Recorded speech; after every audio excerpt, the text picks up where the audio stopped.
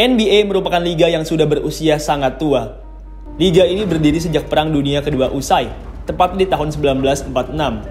Semenjak itu, sudah ada banyak sekali kisah random menarik yang terjadi di NBA. Saya sendiri merupakan salah satu penggemar kisah-kisah random, aneh, unik, dan menarik. Dan pada hari ini, saya akan membahas 7 kisah random menarik yang pernah terjadi di NBA. Nomor 1, Bison Dele yang hilang di laut. Kalau kalian fans Chicago Bulls era 90-an, kalian mungkin pernah melihat pemain ini. Bison merupakan seorang pemain NBA yang pada saat di NBA lebih dikenal dengan nama Brian Williams. Bison merupakan seorang role player yang hebat. Ia bahkan sempat 3 kali mencatatkan rataan double digit dalam poin. Momen terbaiknya di NBA adalah pada saat ia bergabung dengan Chicago Bulls. Bison memang hanya ditempatkan sebagai pemain cadangan saja di sana. Meski begitu, ia berhasil memberikan impact yang cukup besar untuk Bulls. Bison juga bahkan berhasil meraih juara di tahun 1997, yang mana menjadi gelar juara pertama dan terakhirnya di NBA.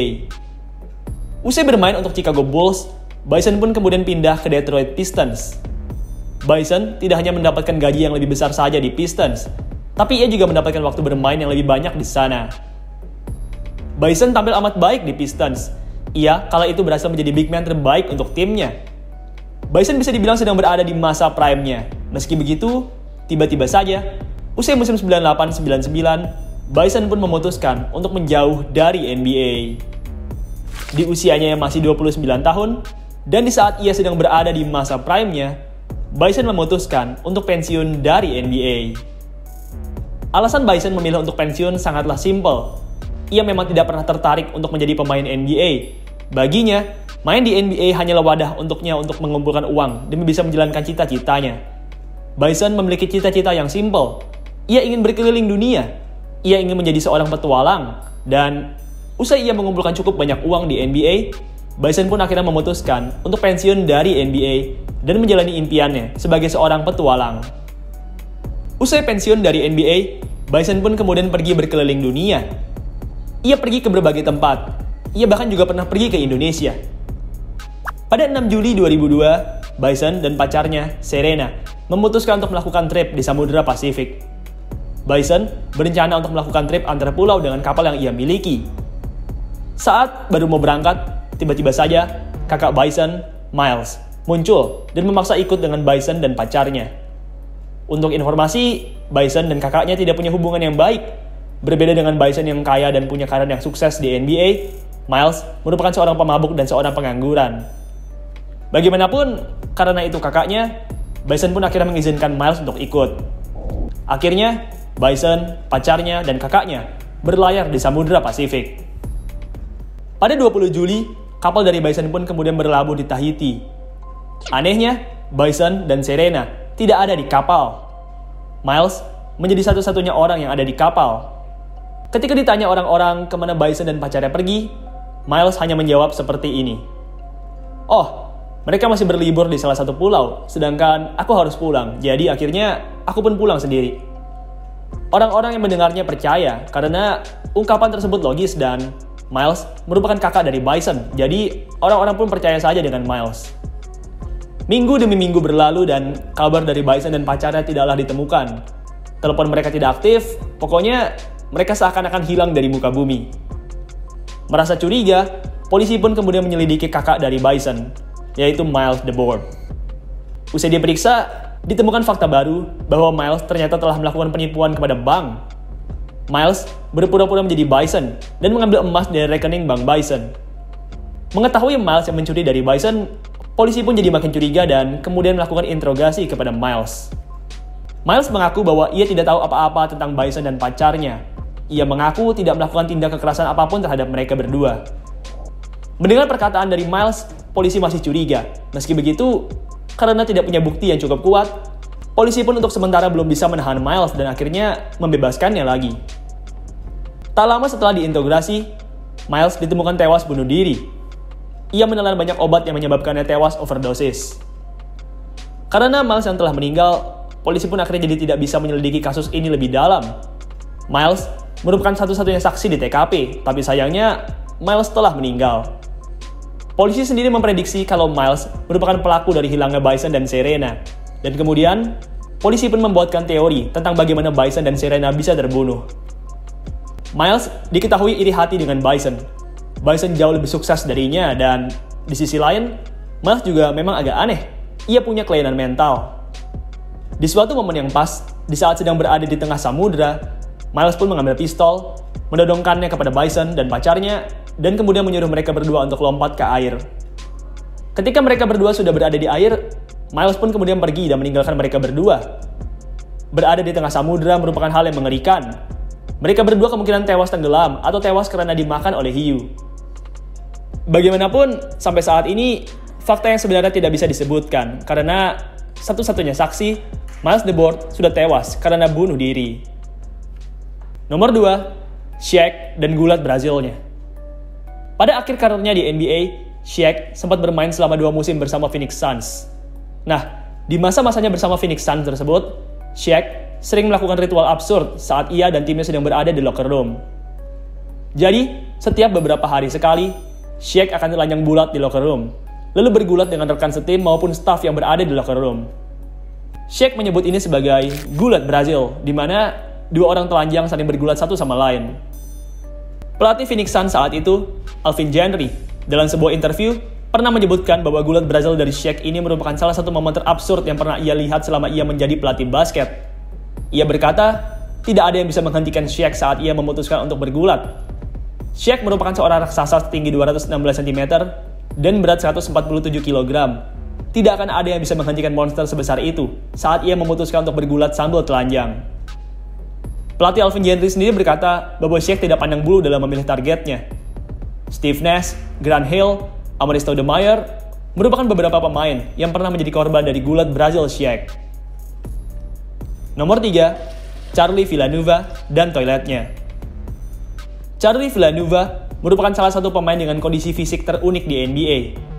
Ia memiliki kondisi alopecia, yaitu sebuah kelainan yang menyebabkan rambut dan bulu jadi tidak bisa tumbuh.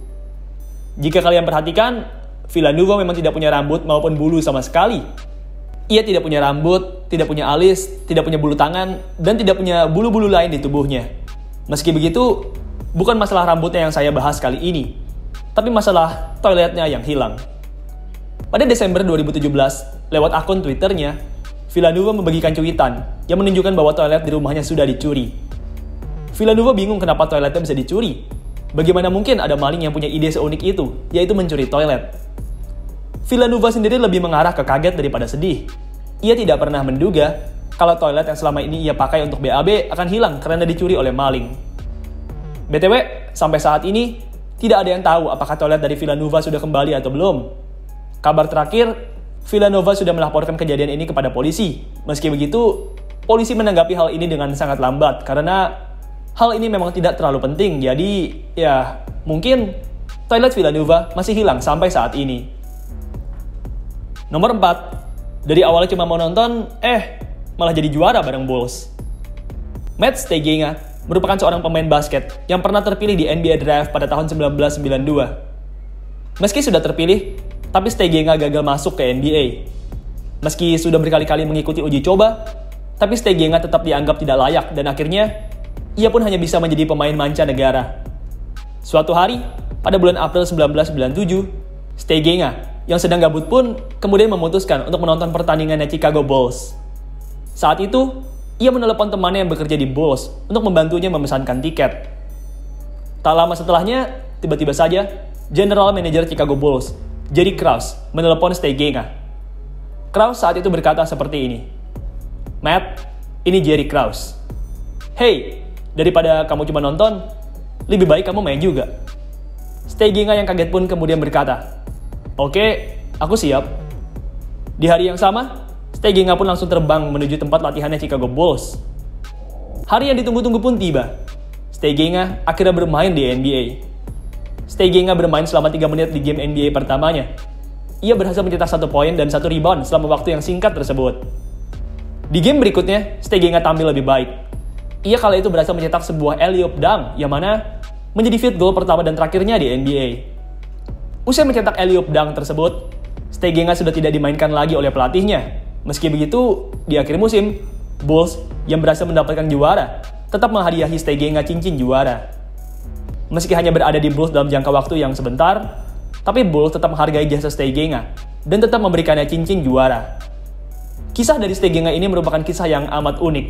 Dari yang awalnya cuma pengen nonton, malah berakhir main bareng dan juara bareng Chicago Bulls. Nomor 5, Stephon Marbury memakan Fastlane. Pada tahun 2009, Marbury mengalami stres hebat. Ia tidak lagi mendapatkan tawaran bermain di NBA, membuatnya merasa sangat down. Akibat tidak lagi mendapat tawaran di NBA, segala brand dan endorsement yang ia miliki pun jadi anjlok, yang mana membuatnya menjadi semakin stres.